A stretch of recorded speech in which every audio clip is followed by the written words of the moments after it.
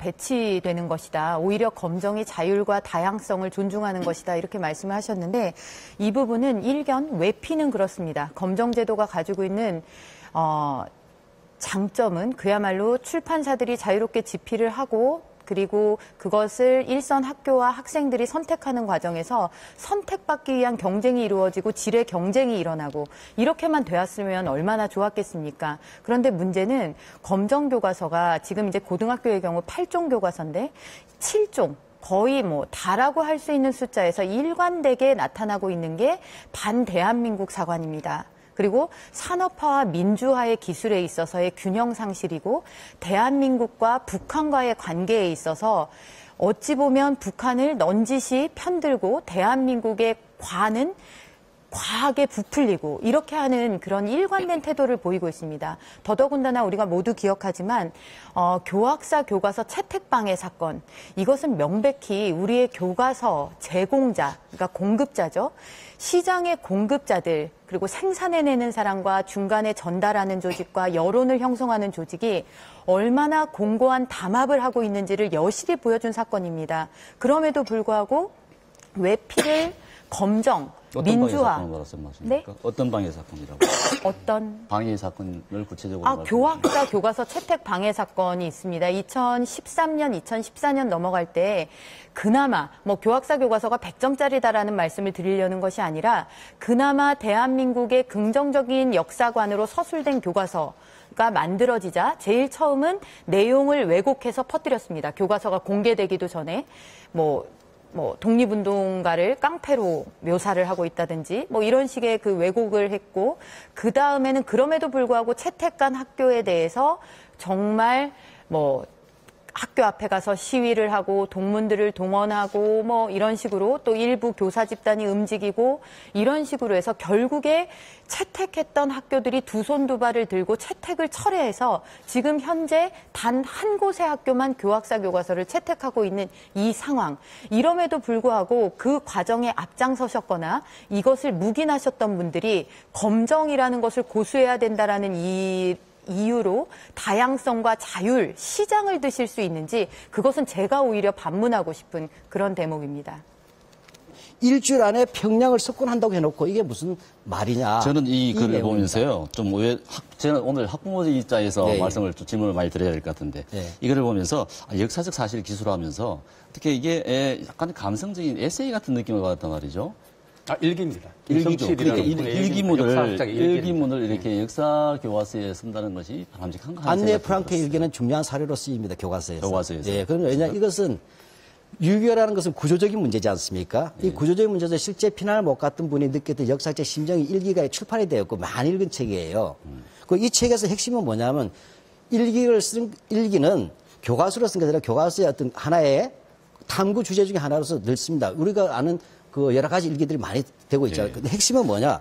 이것이 북한이나 남쪽이나 동등하게 마치 6.25에 책임이 있다는 듯이 이야기했다는데 이 내용은 그것이 아니고 네, 알겠습니다. 북진 통일과 그다음에 적가 통일을 이야기했지만 실제로 북한이 남침했고 우리는 일주일이면 평양을 점령하고 하겠다고 했던 그런 뭐냐면 그 요로했던 분들이 새삼 생각이 난다고 나와 있어요. 홍정답. 이게 왜 근데 독일에 의해서 남침 얘기가 계속 강조이 방공교과서에 가깝습니다. 제가 볼 때는. 전 총장이. 이것이 왜 자객인가 제가 지금 걱정이 주십시오. 되는데 지금 이제 박한용 실장님이 저렇게 교과서랑 판례를 많이 갖고 계셨는데 저희가 이렇게 다 이제 듣고 나서 이야기를 하면 토론이 너무 아닙니다. 그거는 이제 교과서라는 것을 가져오신 건 사실이지만 그 교과서에 나온 이야기를 해석하는 방식은 엄연히 다른 이야기이기 때문에 그 이야기를 드리고 싶은 겁니다.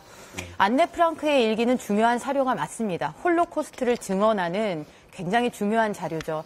그렇지만 우리나라가 지금 현재도 세계 유일의 분단국 하에서 남북이 대치 중인 상황에서 6.25라는 것을 규정하는 그 수많은 사료들 중에 그렇게 감성적인 것을 실는 것이 과연 교과서의 질을 놓고 봤을 때 꼭 그랬어야 하는가라는 거는 아마 여러분들의 다른 판단이 있으실 것 같고요. 그리고 지금 현재 이제 6.25에 대한 이야기를 하면서 아니 뭐 여기 남침이라고 엄연히 잘 돼 있지 않느냐 이렇게 지금 말씀을 하시는데 자, 그 앞에 그 내용들을 보셔야 합니다. 대한민국의 건국과 그리고 이 해방 이후에 이제 미군정 이런 것들을 설명하는 과정에 있어서 교과서의 기술 태도들이 어떻느냐. 대한민국이 남한만의 단독 정부를 수립해서 마치 분단의 책임이 대한민국에 있는 것으로 돌리고, 그렇기 때문에 저쪽은 남한이 이러니까 뭐 북한도 그럴 수밖에 없었다라는 식으로 서술을 하고, 또 하나는 그렇기 때문에 분단이라는 것이 잘못됐기 때문에 그게 자유민주주의가 됐든 공산주의가 됐든 어떤 식으로든 우리 민족끼리 통일을 했었어야 하지 않는가라는 식의 사고방식을 학생들에게 심어주는 식의 기술들이 6.25 이전에 계속해서 대한민국의 역사를 설명하는 방식입니다. 그런 다음에 지금 6.25에 있어서 그리하여 북한이 남한을 침략했습니다. 이런 식으로 기술하면 학생들이 어떻게 받아들일 수 있을까요? 더더군다나 대한민국이 먼저 그 단독 정부를 수립한 것이 아니라 북한이 먼저 스탈린의 지령을 받아서 이미 사실상의 정부를 수립해 놨다는 것이 밝혀진 이 마당에도 계속해서 역사의 기술이 그렇게 되고 있는 그런 것들, 그래서 총체적인 역사의 흐름을 통해서 궁극적으로 학생들이 어떤 인식을 심을 것이냐를 놓고 보셔야지 계속해서 이렇게 교과서의 면을 말씀하시면 힘들어집니다. 하나하나를 다 따지려고 그러면 분들이 주장하시는 그 좌편향의 근거를 혹시 보셨어요? 좌우의 그게 문제는 좌편향 봤습니다. 64.8%라고 이게 36명 중에 제가 35명이 그 자료들 잠깐만요. 제가 먼저 아니 말씀드릴게요. 국가보안법하고 좌의 문제는 다르죠. 왜 좌파 사고가 부끄럽습니까? 좌파도 있고 우파도 있고 그런 거죠. 그건 다른 문제죠. 그러면 말씀을 드리겠습니다. 먼저 말씀하셨던 그 지필진의 성향의 문제는 매우 중요한 문제입니다. 왜냐하면 역사 문제의 지필에 있어서 검정제도 하에 맡겨놓으니까 이 출판사와 이 지필진 간에 이렇게 이제 서로 이제 일을 맡기고 또 그 지필을 하시는 이런 것들이 굉장히 그 협소하고 주먹구구식이라고 할까요? 그런 틀에서 이루어졌다라는 것들이 밝혀진 것이죠. 그러면 어떻게 이 사람들이 추상적으로 말씀하시지 저도 얘기를 좀 구체적으로 드리겠습니다. 저도 얘기를 드릴게요. 자, 민족문제연구소, 역사문제연구소 전교조 또는 어떤 그 특정 매체들의 이제 기고를 하거나 뭐 거기에 기자로 활동하신 분들을 좌성향으로 이제 분류한 것으로 제가 그 자료를 보았습니다. 그러면 이런 분들을 좌성향으로 분류했다. 많은 시청자분들이 그럼 이분들이 좌가 아니면 뭐였나라고 생각하실 겁니다. 그런데 이건 그렇습니다. 아니 좌라는 것이 그렇게 왜 듣는 순간마다 왜 그렇게 이분들한테는 펄쩍될 일인지 그게 저는 한 가지가 더 궁금하고요. 이런 걸 통해서 알 수 있는 것은 지금까지 교과서라는 배움에 있어서 기초가 되고 가장 강력한 수단, 그것이 정말 소수의 사람들이 가지고 있는 사관에 의해서 휘둘러지고 극대화됐다는 것입니다. 그래서 국정이라는 것을 많은 그 반대하시는 분들이 획일화 된다라고 주장을 하시는데 오히려 국정이야말로 이런 소수의 사관이 독점했던 담합에 의해서 끌려가던 교과서 시장을 다양화하는 거고 물꼬를 트는 일이다라고 보고 있습니다. 그리고 교학사 문제는 자꾸 그 교학사 문제를 이야기를 하시는데 교학사 교과서 그렇게 긍정사관으로 쓰려고 했으나 문제가 많다라고 하는 교과서 그런 것들이 바로잡혀지는 것도 사실 국정화를 통해서 여러 학자들이 논의를 하는 과정에서 바로잡아질 수 있습니다. 그리고 아까 그 교수님께서 증거를 가지고 말씀하셔야 된다라고 말씀하셨는데 그 증거가 채택방해 여부에 대한 증거를 말씀하시는 겁니까? 교학사 교과서 채택방해가 없었다라는 주장을 하시는 겁니까? 아까 제가 그 근거를 갖고 얘기하라고 말씀하시라고 한 것은 어떤 말씀이시죠? 집필자들하고 출판사들 간에 무슨 뭐 협소한 주묵구구식의 작업이 이루어졌다라고 아니 그 수치가 말하는 거 아닙니까? 주묵구구라는 게 뭐가 아니 주묵구구예요? 현대사 36명 집필진 중에 31분이 특정한 어떤 민족문제연구소, 역사문제연구소, 전교조 뭐 이런 쪽에서 활동하시는 분들끼리 하시고 또 있습니다. 중복집필자 문제도 있지 않습니까? 중복집필자. 심지어 어떤 분들은 3종의 교과서를 집필하시는 분도 있습니다.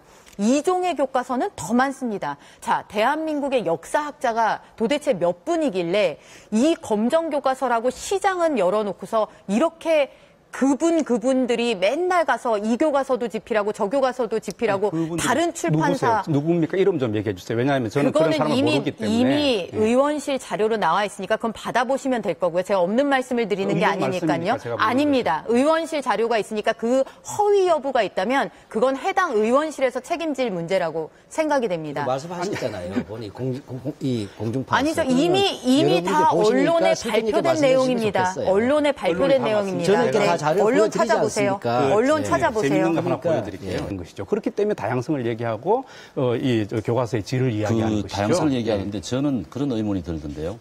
교과서 8종입니다만 현재 7종 사용되고 있죠.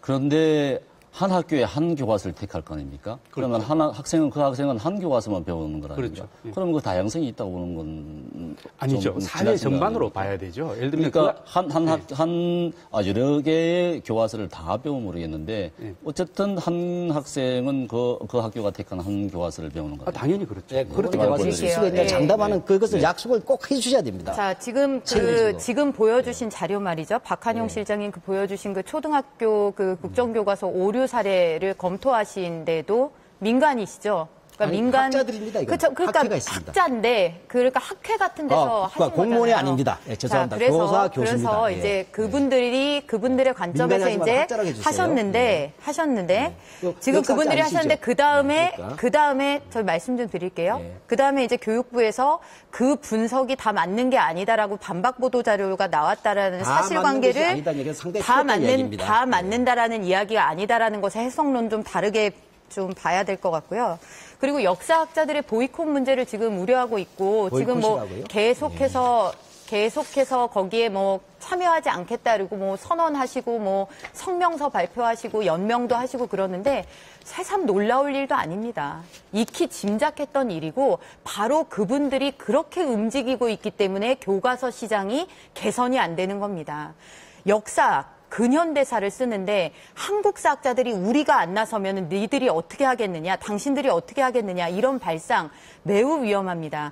대한민국의 근현대사를 학생들이 제대로 이해하려면 대한민국의 근현대가 진행되는 동안에 세계사는 어떠했는지, 경제는 어떠했는지, 문화는 어떠했는지에 대해서 학생들이 굉장히 다양하게 횡으로 종으로 다양하게 이해를 해야 합니다. 그런데 지금은 아까 역사교과서 지필진의 문제도 이야기를 했지만 역사교과서, 근현대사 교과서는 우리가 할 수밖에 없다라는 굉장히 강한 그 세계가 이미 형성돼 있습니다. 이걸 경제학에서는 시장 실패라고 합니다.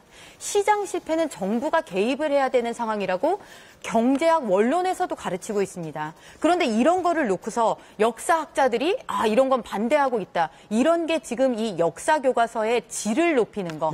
제대로 된 교과서를 만들자라는 거. 아까 자꾸 좌우 문제 얘기하자고 하지 말자고 하셨는데 저도 동감입니다. 자, 좌우 문제 얘기를 하면 안 됩니다. 이거는 역사 교과서의 질을 높이는 문제입니다. 사실관계를 분명히 해주고 그 시기를 학생들이 올바로 볼 수 있는 저변을 넓혀주고 시야를 틔워주는 역사 교과서의 질을 높이는 문제인데 그거를 질을 높이는 길로 가자고 하니까 역사학자들이 보이콧한다.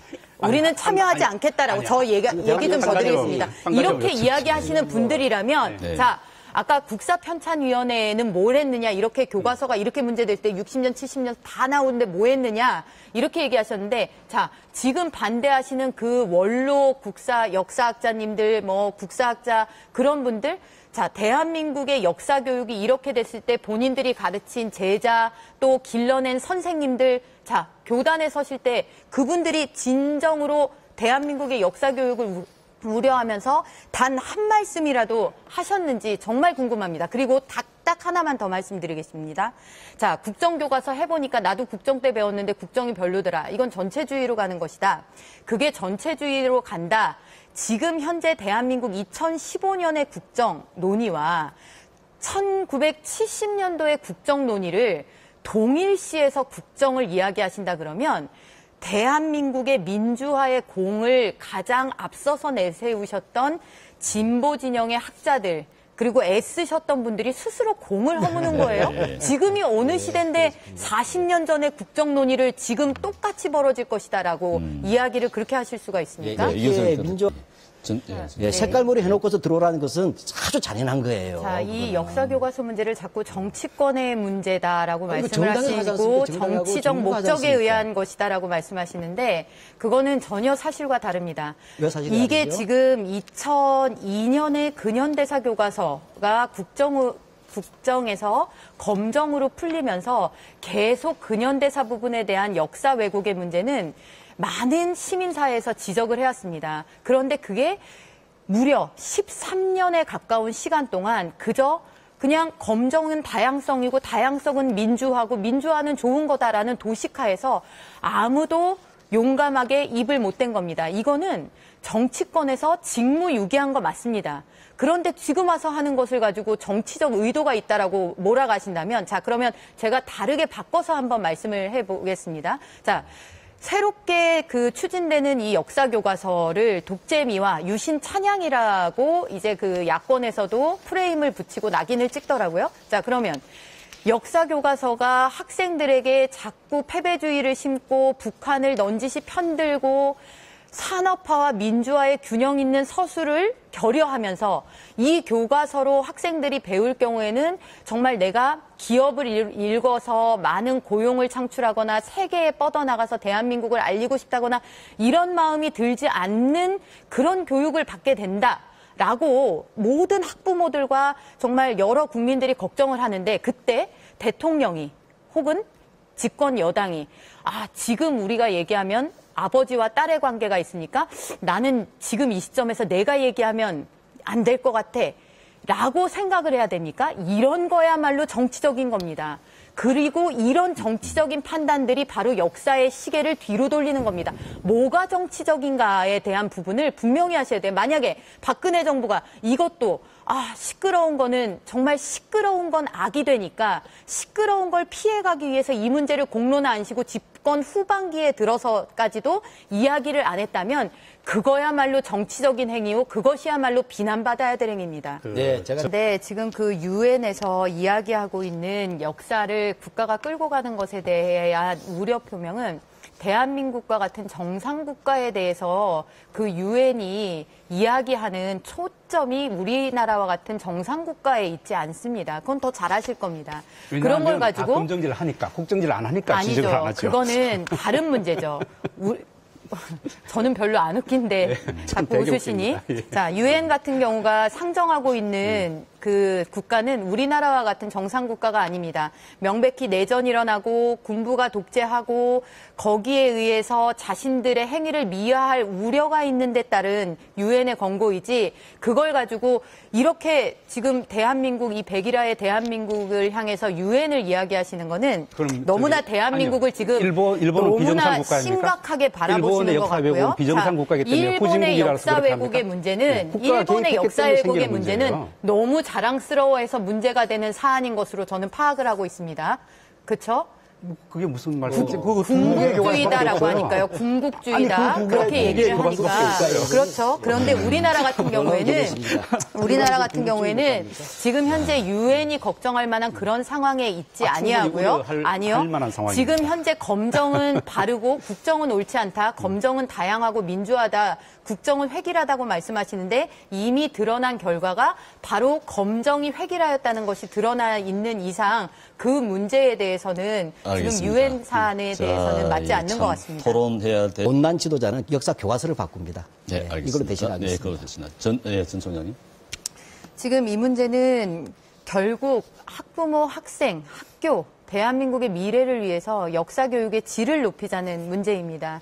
이것은 그렇기 때문에 정치적인 문제 혹은 이념 논쟁으로 휩쓸려가서 또다시 뭔가 역사의 진실을 표결에 붙여서 좌다섯, 우다섯 이런 식으로 해서 모여가지고 표결하는 방식으로 진행되어서는 절대 안 되는 사안입니다. 그리고 국정화에 있어서 올바른 역사 교과서에 있어서 가장 중요한 것은 소수의 학자들, 그들만의 사관 속에서 매장되어 있던 대한민국의 긍정적 역사, 그리고 건국의 기적, 그리고 번영의 역사, 이런 것들을 학생들에게 바로 알려주기 위한 어떤 최고의 그런 방책이다. 이렇게 보입니다. 그래서 이 문제는 결코 늦출 수 없고 반드시 이뤄내야 하는 그런 문제.